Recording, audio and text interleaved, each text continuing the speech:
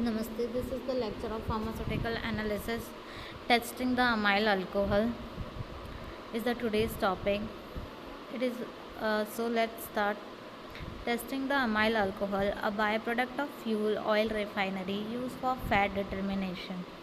Isoamyl alcohol, also called isobutyl carbinol, used in Gabor fat test shall be clear, colorless, and free from impurities, particularly fat matter. Perform various tests to know its purity. First is, let's see the tests which are used for to note the purity is density at 27 degrees Celsius. Density shall be between 0.802 to 0.805 gram per mole. Boiling point shall be 128 to 129 degrees Celsius. Can be checked using boiling point apparatus. 95% of the liquid shall get distilled between 130 to 132 degrees Celsius. Test for absence of perfluorine and other impurities. In this, 5 ml isoamyl alcohol plus 5 ml sulfuric acid then is added. Then observe the color. It shall not show more than a yellow or light brown color. Test for absence of fatty material. Carry out a blank Gabor fat test using distilled water in place of milk. If any fat separation is observed, indicate purity of some fat material. Preparation of 0.1 and sodium thiosulfate solution. In this, dissolve approximately 24.8 gram of solution thiosulfate crystals in previously boiled and cooled distilled water and make the volume 2000 ml. Store the solution in a cool place in a dark colored bottle.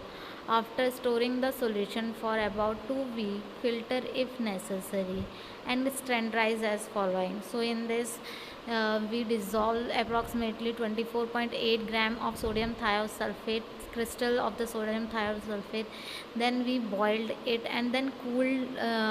Then we make up the volume till 1000 ml by cold distilled water.